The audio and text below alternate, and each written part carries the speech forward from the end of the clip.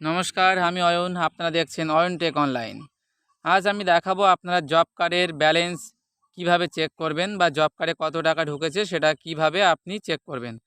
এর জন্য nrga.nic.in sthome.aspx লিখে এন্টার করে দেবেন। তারপর এমনই একটি ওয়েবসাইট খুলে যাবে। তো লিঙ্ক আমি ডেসক্রিপশান বক্সে দিয়ে দেবো। তারপর এখান থেকে নিজ স্টেট সিলেক্ট করে নেবেন।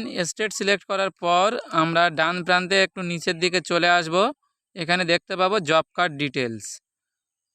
তো এই অপশানটির উপরে আমরা এখন ক্লিক করে দেব। দেওয়ার পর এখানে আমরা বেশ কিছু অপশান পেয়ে যাব। নিজেদের স্টেট আগের থেকে সিলেক্ট করে নিয়েছি, সেটা সিলেক্ট করাই থাকবে। এরপর এখান থেকে আমরা ডিস্ট্রিক্ট সিলেক্ট করে নেব এবং ফিনান্সিয়াল ইয়ার, আপনি কত সালে কাজ করেছেন বা তার কত টাকা পেয়েছেন বা এখনও পাননি, বা যদিও পেয়ে থাকেন তাহলে সেটা সঠিক পরিমাণে পেয়েছেন কিনা সেটি এখান থেকে চেক করতে পারবেন। তো এখান থেকে ডিস্ট্রিক্ট সিলেক্ট করে নেবেন, ফিনান্সিয়াল ইয়ার সিলেক্ট করবেন, ব্লক সিলেক্ট করবেন। এরপর আপনি কোন পঞ্চায়েতের আন্ডারে রয়েছেন সেটি সিলেক্ট করে নেবেন, বা পৌরসভা এলাকা হলে সেখান থেকে মিউনিসিপ্যালিটি সিলেক্ট করে নেবেন।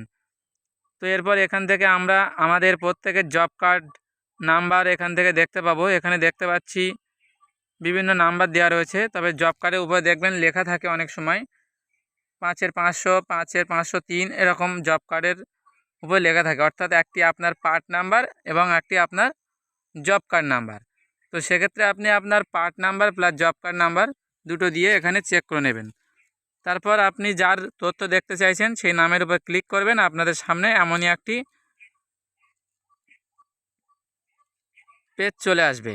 তো এখানে আমি যে ব্যক্তির উপরে ক্লিক করেছি সেখানে দেখতে পাচ্ছি তিনি কিন্তু কোনো প্রকার কাজ করেননি, তাই তার শুধুমাত্র ফ্যামিলিতে কতজন রয়েছে সেটা শো করছে এবং তার কার্ডের ডিটেলস এখানে শো হচ্ছে। এরপর আমরা যেটা করব, এখান থেকে স্ক্রল করে একটু উপরের দিকে উঠব এবং আরও একজনের নাম আমরা এখানে চেক করে দেখাবো, যিনি কাজ করেছিলেন কিন্তু কত পরিমাণে কাজ করেছেন, কি কাজ করেছেন, তার জন্য কত পেয়েছেন, টোটাল A to Z কিন্তু আমরা এখান থেকে চেক করে নিতে পারবো।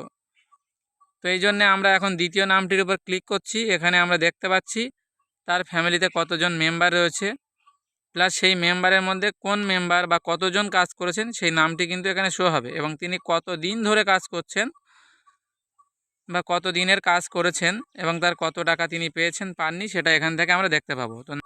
তো এখন আমরা দেখতে পাচ্ছি তিনি কি পারপাস কাজটি করেছিলেন এবং তার জন্যে কত টাকা পেয়েছেন সেই টোটাল ডিটেলস কিন্তু পাশাপাশি দেওয়া রয়েছে। অর্থাৎ যিনি কাজ করেছেন তার নাম, তার কার্ডের নাম্বার এবং তিনি যে কাজটি করেছিলেন সেই কাজের নাম কি সেটি কিন্তু আমরা ডান প্রান্তে দেখতে পাচ্ছি, এবং তার জন্য কত টাকা পেয়েছিলেন সমস্ত কিছু কিন্তু এখানে দেওয়া রয়েছে, এবং সর্বমোট তিনি কত টাকা পেয়েছেন সেটাও কিন্তু এখানে দেওয়া রয়েছে, এবং তিনি যে টাকাটা পেয়েছেন সেটি কোন ব্যাংকে এসেছে সেটিও কিন্তু আমরা স্ক্রল করলে উপরে কিন্তু এখানে দেখতে পাবো। এখানে লেখা রয়েছে বঙ্গীয় গ্রামীণ বিকাশ ব্যাংক, অর্থাৎ তার সমস্ত টাকা কিন্তু এই ব্যাংকেই এসেছে।